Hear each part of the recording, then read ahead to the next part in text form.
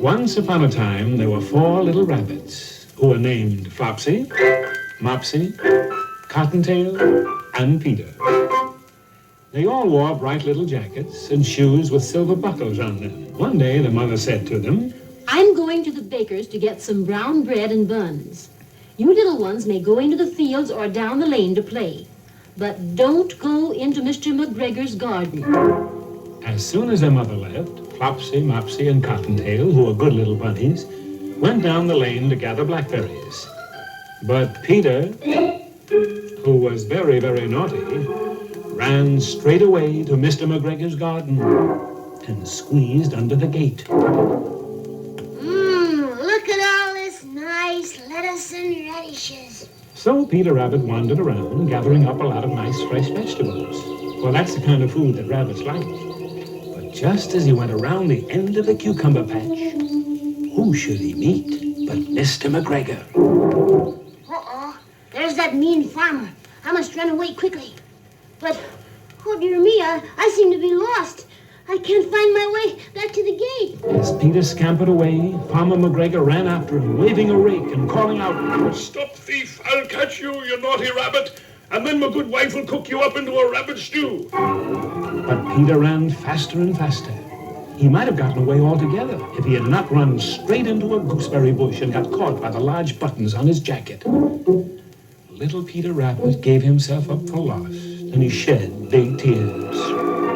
And then up came Mr. McGregor. Now I've got you caught at last, Peter Rabbit. But Peter wriggled out just in time. And leaving his jacket behind him, he rushed into the tool shed and jumped into a sprinkling can. Oh my, that was a close call. This sprinkling can would be a wonderful place to hide if it didn't have so much water in it. Farmer McGregor was sure that Peter was somewhere in the tool shed. Perhaps hiding underneath a flower pot. And then an awful thing happened. From sitting in that cold water, Peter Rabbit had to sneeze. Oh, Mr. McGregor was after him in no time at all. And then Peter jumped out of a window, upsetting 3 plants. And he was safe for the moment. Peter sat down to rest a little bit. He was very, very tired. He was out of breath from running and was trembling with fright because he had not the least idea of which way to go. I must find my way out of this garden.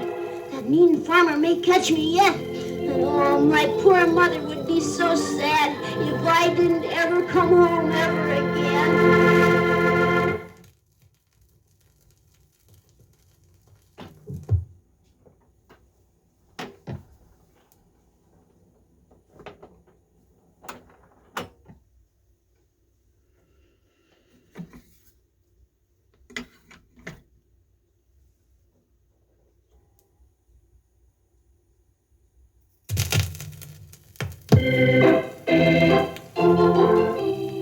Peter Rabbit began to wander about, going lippity-lippity and looking all around to find the garden gate.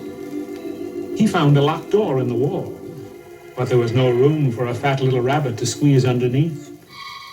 An old mouse was running in and out over the stone doorstep, carrying peas and beans to her family in the wood. Please, Mrs. Mouse, can you show me the way to the garden gate? I'm lost and I'm so afraid of Farmer McGregor.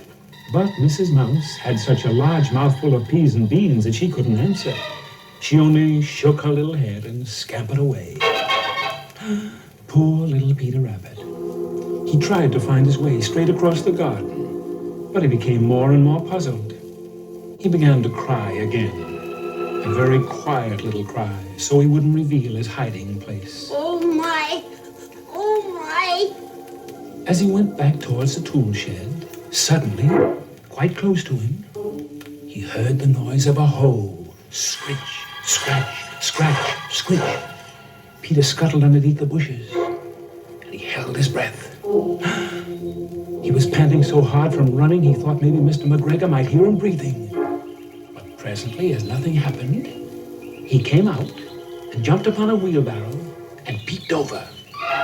Uh-oh, there's Farmer McGregor hoeing onions, but his back is toward me. Oh my, there, just beyond is the garden gate. But how can I ever reach it without being seen? Peter got down very quietly off the wheelbarrow and started running along a straight walk behind some black currant bushes. But Mr. McGregor caught sight of him at the corner. Stop, you little rascal! I won't have you stealing my fresh green vegetables. Oh, if I can only make that gate, then I'll be safe. And he ran as if his life depended upon it, which actually it did. And he slipped underneath the gate into the wood outside of the garden and was safe. Peter Rabbit never stopped running or looked behind him until he got home. Oh, I'm so tired. I think I'll just lie down here on the nice soft sand and close my eyes. His mother was busy cooking, but she wondered what Peter had done with his clothes. It was the second little jacket and pair of shoes that he had lost in 2 weeks. But she let him sleep until dinner time. When the evening meal was ready, little Peter opened his eyes and said, Mother, I don't feel very well. That's because you were naughty and disobeyed me. But she didn't punish him, because his frightening experience was punishment enough. And Peter promised never to disobey his mother again. And that's the tale of Peter Rabbit and his adventures in Farmer McGregor's garden.